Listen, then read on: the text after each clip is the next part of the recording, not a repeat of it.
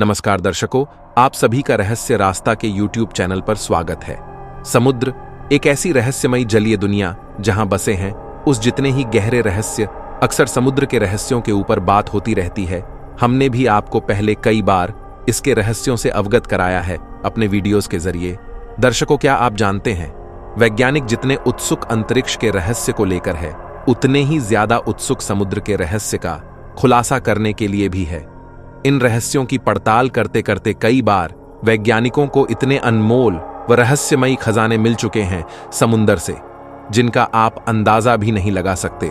तो चलिए दोस्तों, आज हम आपको समुद्र में ही मिले अब तक के अनमोल व रहस्यमयी खजानों के बारे में बताते हैं। इनके साथ साथ कुछ अनसुने समुद्र के तथ्यों के बारे में भी बात करेंगे, इसीलिए इस वीडियो में बने रहिएगा।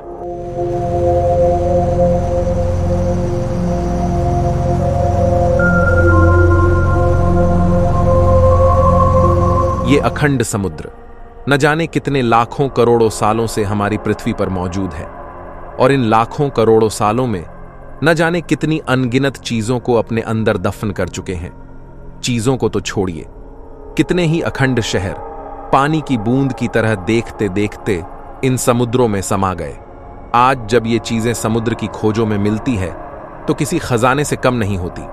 चलिए बात करते हैं इनके ऊपर। इटली का समुद्री खजाना गोताखोरों को समुद्र में मिला था। 1000 साल से भी ज्यादा पुराना खजाना। खुल गए थे कई रहस्य। इटली में सार्डिनिया तट पर कुछ गोताखोर समुद्र तल की खोज कर रहे थे। तभी उन्होंने रेत के अंदर दबी हुई धातु की कुछ चीजें देखीं। पहले तो उन्होंने सोचा कि यह कोई बर्तन वगैरह होगी, लेकिन जैसे ही उन्होंने खोदना शुरू किया तो 30,000 से 50,000 प्राचीन रोमन सिक्के नजर आए, जो 1000 साल से भी अधिक पुराने हैं। पुरातत्वविदों ने देखा तो वे चकित रह गए, क्योंकि समुद्र तल के इतने नीचे इतना बड़ा खजाना मिलना हैरानी की बात थी। उनके मुताबिक यह एक पुराने जहाज के मलबे का सबूत हो सकता है। प्राचीन जहाज का मलबा। एक रिपोर्ट के अनुसार सिक्कों का स्थान यह संकेत दे रहा है कि आसपास कहीं एक प्राचीन जहाज का मलबा छिपा हो सकता है। यह खोज पुरातात्विक विरासत की समृद्धि और महत्व को उजागर करती है।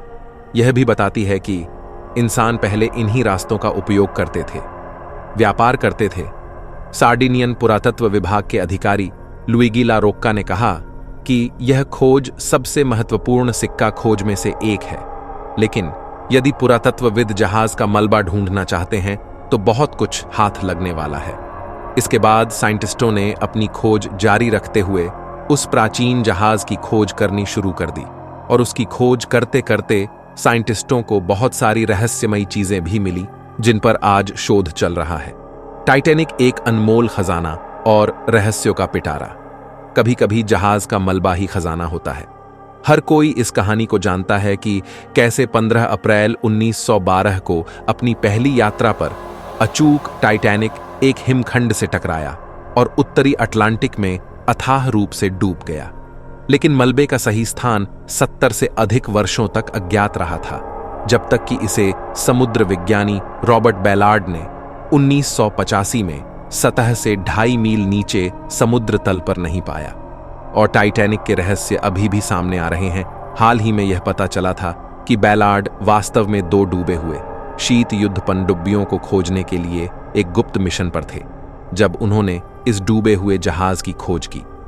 दोस्तों, आइए हम आपको टाइटैनिक से ही जुड़े कुछ अनसुलझे रहस्य बताते हैं। टाइटैनिक डूबने के 113 साल के बाद भी कायम है ये 4 रहस्य। ठीक 113 साल पहले टाइटैनिक एक अंधेरी रात के वक्त एक हिमखंड से टकरा गया था। उस वक्त अधिकांश यात्री नींद के आगोश में थे। हादसे के वक्त टाइटैनिक 41 किलोमीटर प्रति घंटे की रफ्तार से इंग्लैंड के साउथम्पटन से अमेरिका के न्यूयॉर्क की ओर बढ़ रहा था, और महज 3 घंटे के अंदर 14 और 15 अप्रैल 1912 की दरमियानी रात में टाइटैनिक अटलांटिक महासागर में समा गया। जिस जहाज के कभी नहीं डूबने की चर्चा थी, वह डूब गया। हादसे में 1500 के करीब लोग भी मारे गए। इसे 113 साल बीतने के बाद भी सबसे बड़ा समुद्री हादसा माना जाता है। हादसे की जगह से अवशेषों को सितंबर 1985 में हटाया गया था। हादसे के बाद कनाडा से 650 किलोमीटर की दूरी पर 3,843 मीटर की गहराई में जहाज दो भागों में टूट गया था और दोनों हिस्से एक दूसरे से 800 मीटर दूर हो गए थे। चलिए जानते हैं वो कौन से 4 रहस्य हैं जो इतने सालों बाद भी बरकरार हैं। नंबर 1, ये जहाज डूब नहीं सकता था। इस विशालकाय जहाज के बारे में कहा गया था कि यह डूब नहीं सकता, ईश्वर भी इसे डूबा नहीं सकते। इस भरोसे की अपनी वजहें भी थीं। इस जहाज में बहुत ज्यादा उन्नत तकनीक का प्रयोग किया गया था, फिर भी यह डूब गया। इसलिए यह एक बड़ा रहस्य है टाइटैनिक को लेकर। रियो डी जेनेरियो की फेडरल यूनिवर्सिटी में department of naval and ocean engineering विभाग के प्रोफेसर और इंजीनियर अलेक्जेंडर दी पिन्हो अल्हो ने बताया, इंजीनियरिंग के लिहाज से देखें तो यह डिजाइन के आधार पर विकसित पहला जहाज था। जहाज में कई वाटर टाइट कंपार्टमेंट बनाए गए थे, यानी अगर जहाज का कोई कमरा पानी से भर जाए तो वह दूसरे कमरे को डूबा नहीं सकता था। इस जहाज को तैयार करने के दौरान कुछ मुश्किलें भी हुई थीं। जहाज की ऊंचाई कितनी रखी जाए ताकि बिजली के तार और पानी के पाइप ठीक से काम करते रहें, इस पर काफी सोच विचार हुआ था। प्रोफेसर अल्हो के मुताबिक इस पर सोच विचार करने के बाद उन लोगों ने जहाज की ऊंचाई निर्धारित की थी। पानी भरने की स्थिति में भी उन लोगों का आकलन था कि पानी छत की ऊंचाई तक नहीं पहुंच पाएगा। उन्होंने छत पर भी सुरक्षित कंपार्टमेंट्स बनाए थे, लेकिन तब किसी ने आइसबर्ग से जोरदार टक्कर के बारे में सोचा नहीं होगा।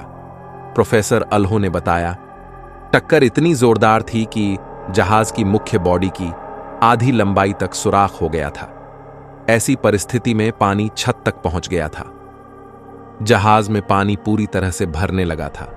ऐसी स्थिति में बचाव संभव नहीं होता है। पानी निकालने के लिए सभी पंप को सक्रिय कर सकते हैं, तमाम कोशिशें कर सकते हैं, लेकिन पानी जिस रफ्तार से अंदर आ रहा होता है उसी रफ्तार से बाहर नहीं निकाला जा सकता है। इस जहाज का प्रचार भी यह कहकर किया गया था कि यह कभी डूब नहीं सकता।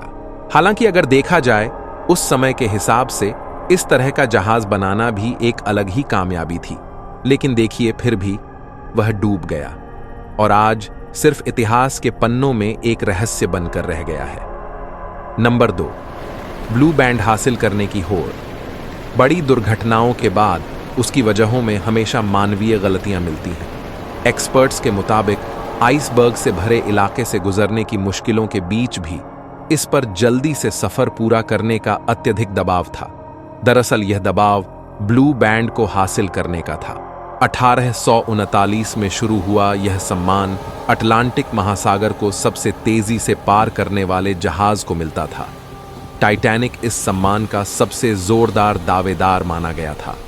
प्रोफेसर अल्हो ने बताया, उस दौर के हिसाब से टाइटैनिक को बनाने में सबसे बेहतरीन इंजीनियरिंग और तकनीक का इस्तेमाल किया गया था। उस वक्त समुद्री जहाज को बनाने के लिए दुनिया की बड़ी कंपनियों के बीच होड़ थी। इंग्लैंड और जर्मनी के बीच उस वक्त सबसे लंबे और तेज गति से चलने वाले जहाज बनाने की होड़ थी। सबसे विशाल और तेज जहाज को आधिकारिक तौर पर ब्लू बैंड मिलता था। किसी भी जहाज के लिए ये उपलब्धि हासिल करने के लिए पहली यात्रा को सबसे अहम माना जाता था। अल्हो के मुताबिक पहली यात्रा के वक्त जहाज की स्थिति सबसे बेहतर होती है। पहली यात्रा में जहाज सबसे तेज गति को हासिल कर सकता है और टाइटैनिक ने भी तेज गति हासिल करने की कोशिश की थी। इस हादसे में जो लोग बचे उनमें से कई लोगों ने बताया कि जहाज के कैप्टन को रास्ते में आसपास के इलाके में हिमखंड होने की सूचना मिल गई थी, लेकिन उन्होंने जहाज की गति धीमी नहीं की क्योंकि वे अटलांटिक महासागर को सबसे तेज गति से पार करने के लक्ष्य को हासिल करना चाहते थे। इसी मानवीय गलती के कारण इतने ज्यादा लोगों की जान चली गई। दोस्तों, ऐसी गलतियां हम और आप भी अपने जीवन में हमेशा करते रहते हैं। हम हर चीज को जल्दी पाना चाहते हैं और कई बार इन्हीं कारणों की वजह से हमसे कुछ ऐसे काम हो जाते हैं जो हमारी दुनिया तबाह करने के लिए काफी हो सकते हैं। दोस्तों, मैं आपसे सिर्फ इतनी गुजारिश करना चाहता हूं कि ऐसा ना किया करें। कोई भी चीज आपकी जिंदगी से बढ़कर नहीं हो सकती। नंबर 3, टाइटैनिक अकेला नहीं था। क्या आप जानते हैं टाइटैनिक एक अकेला जहाज ही नहीं बनाया था, टाइटैनिक की कंपनी ने इसके अलावा टाइटैनिक जैसे उन्होंने 3 जहाज बनाए थे जो कि इसी तरीके से इतनी ही उन्नत तकनीक के थे। उनका नाम भी कुछ मिलता जुलता ही था। लेकिन आप जानकर हैरान हो जाएंगे कि टाइटैनिक की तरह ही बचे हुए 2 जहाज भी किसी न किसी हादसे का शिकार हो गए थे, जिसकी वजह से इनके श्रापित होने की किंवदंतियां भी बहुत मशहूर हुईं। नंबर 4, इतनी सारी मौतें क्यों हुई? दोस्तों, यह भी अपने आप में एक बहुत बड़ा रहस्य है कि टाइटैनिक जब डूबा तो उसमें 1500 लोगों की मौत हो गई थी। जब इतनी बड़ी तकनीक का जहाज था तो क्या उसमें स्पेयर छोटे जहाज नहीं थे? केवल मुट्ठी भर लोग ही बच पाए थे इस हादसे में। एंटिकिथेरा तंत्र एक अनमोल ऐतिहासिक व रहस्यमयी खजाना आज तक उलझा है। दुनिया के 2000 साल पुराने पहले कंप्यूटर का रहस्य। आपको किसी ने दुनिया के पहला कंप्यूटर के बारे में पूछा तो आप अबेकस का नाम लेंगे, लेकिन क्या आप जानते हैं एंटिकिथेरा तंत्र को आधुनिक युग का सबसे पहले एनालॉग कंप्यूटर का श्रेय दिया जाता है। इस रहस्यमय 2000 साल पुराने कंप्यूटर को एंटिकिथेरा नाम क्यों रखा गया? इस मैकेनिज्म का कार्य क्या है और इसे किसने बनाया? तो चलिए इन सभी बातों को विस्तारित रूप से जानते हैं। तो दोस्तों, 1901 में ग्रीक आइलैंड एंटिकिथेरा के तट पर एक पुराने डूबे जहाज का मलबा मिला था। जब उस जहाज का अंदर से निरीक्षण किया गया तब उस जहाज में से एक लकड़ी का बक्सा मिला जिसके अंदर हजारों साल पुराना एक एनालॉग कंप्यूटर था। यह कंप्यूटर एंटिकिथेरा के तट पर मिलने के कारण इसका नाम एंटिकिथेरा मैकेनिज्म रखा गया। माना जाता है कि इस एंटिकिथेरा कंप्यूटर का ग्रीक वैज्ञानिकों ने हजारों साल पहले निर्माण किया था। यानी वैज्ञानिकों के संशोधन अनुसार यह कंप्यूटर लगभग 2000 साल पुराना हो सकता है। इस वजह से इसको दुनिया का पहला कंप्यूटर माना गया। पर क्या आप सोच सकते हैं यह पॉसिबल कैसे हो सकता है? सभी मानते हैं इतनी पहले इतनी आधुनिकता नहीं आई थी, तो फिर उस समय पर कंप्यूटर कैसे बन सकता है? जब इसे प्रयोगशाला में लाया गया और फिर वैज्ञानिकों ने जब इसे इंफ्रारेड इमेज टेक्नोलॉजी से डिकोड किया तो तब उन्होंने पाया कि यह कंप्यूटर बहुत ही जटिल मैकेनिज्म से बनाया गया है और इस कंप्यूटर के 80 से भी ज्यादा अलग अलग पार्ट्स हैं, जिस पर यूनानी भाषा में कुछ खगोलीय लेख और कुछ कोड्स अंकित किए हुए हैं। वैज्ञानिकों का मानना है कि इस कंप्यूटर का इस्तेमाल चंद्र और सूर्य ग्रहण की भविष्यवाणी के लिए किया जाता होगा और कुछ वैज्ञानिक कहते हैं कि इस कंप्यूटर का उपयोग तारों की गणना के लिए भी किया जाता होगा और यही नहीं बल्कि अपने सौर मंडल में मौजूद ग्रहों की स्थिति का अनुमान लगाने के लिए भी किया जाता होगा।